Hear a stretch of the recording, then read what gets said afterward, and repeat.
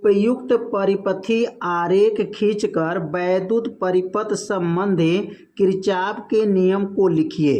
तो यहाँ पर जो प्रश्न पूछा गया है, आरेख को खींच करके जो है किरचॉफ का नियम को बताना है। तो सबसे पहले यहाँ पे लिख लेंगे किरचॉफ का नियम क्या होता है। किरचॉफ का नियम बहुत ही आसान है, बस थोड़ा सा ध्यान देंगे तो किरचॉफ का नियम क्या होगा, याद हो जाएगा। वैद्युत परिपथ के किसी भी बिंदु पर मिलाने वाली सभी धाराओं का बीजगणितीय योग शून्य होता है, किरचॉफ का नियम कहलाता है। यहाँ लिख लेंगे किरचॉफ का नियम कहलाता है। किरचॉफ का नियम, किरचॉफ का नियम कहलाता है या नियम कहते हैं, नियम कहते हैं। कितना आसान है, कैसे परिभाषा को बोलेंगे, किरचॉफ के नियम कैसे बताना है। वैद्युत परिपथ के किसी भी बिंदु पर मिलाने वाली सभी धाराओं का बीजगणितीय योग क्या हो, शून्य हो। अब यहाँ पर आरेख को समझेंगे। जैसे यहाँ पर मान लेते एक संधि है और संधि से आने वाली जो धारा होती हैं वह धनात्मक होती हैं। संधि से आने वाली धारा क्या होती हैं, धनात्मक होती हैं। संधि की ओर आ रहा है, संधि की ओर आ रहा है, संधि की ओर आ रहा है।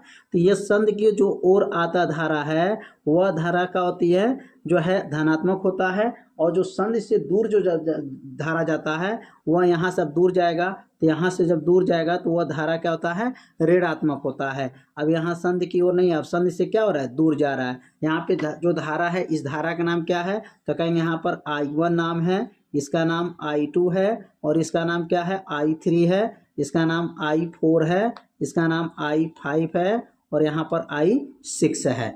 तीन धारा को जो है आया है और तीन धारा जो है जा रहा है। तो यहाँ पर यही बताया गया है कि किसी भी बिंदु पर मिलाने वाली जो धारा है उसका बीजगणितीय योग क्या होता है, शून्य होता है। अर्थात सिग्मा आई बराबर क्या होगा, तो सिग्मा आई बराबर 0। धारा का बीजगणितीय योग क्या हो, शून्य हो, किरचॉफ का नियम कहलाता है। तो सिग्मा आई बराबर 0 जो बना, यही जो है किसका सूत्र बन गया, किरचॉफ का सूत्र बन गया। अगर सिग्मा आई को प्रसार कर दें तो क्या बनेगा, I1 plus I2 plus I3 हो जाएगा।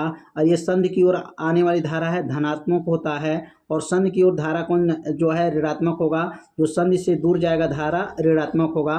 तो I4 माइनस I5 और यहाँ जाएगा प्लस माइनस I6 जो बराबर क्या हो जाएगा, 0 होगा। जब सिग्मा को हटाएंगे तो धारा का ये जो बीजगणितीय योग था वह किसके बराबर हो जाएगा, 0 के बराबर होगा। तो जो संधि की ओर आती है धारा वह धनात्मक होती हैं और जो संधि से दूर जाती हैं धारा वह ऋणात्मक होती हैं। अब अगला लाइन जो बनेगा, क्या बनेगा, यहाँ पर I1 plus I2 plus I3 यहाँ नोट हो जाएगा। अब प्लस माइनस मिलता है तो क्या बनेगा, minus I4 minus I5 minus I6 हो जाएगा बराबर 0।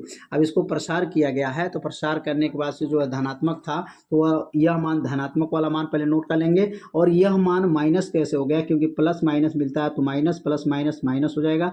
अब ये तीनों धारा को पक्षांतर करेंगे तो तीनों धारा अगर पक्षांतर करेंगे तो I1 plus I2 plus I3 बराबर हो जाएगा। और यहाँ लिखेंगे I4 plus I5 plus I6 हो जाएगा। ये तीनों मान धारा को क्या किए हैं, पक्षांतर कर दिया है। जब पक्षांतर कर दिया गया है तो यहाँ पर क्या अब आया, तो यह कहेंगे संधि से संधि की ओर आने वाली धारा का योग और संधि से दूर जाने वाली धारा का योग आपस में क्या होता है, बराबर होता है। तो यह किसका नियम आ गया, किरचॉफ का नियम आ गया। और किरचॉफ का जो है यहाँ पर आरेख खींचना था, संधि की ओर आने वाली धारा और संधि से दूर जाने वाली धारा का योगफल किसके बराबर होता है, तो 0 के बराबर होता है। तो इसने कहा गया धारा का बीजगणितीय योग क्या हो, शून्य हो, किरचॉफ का प्रथम नियम कहलाता है।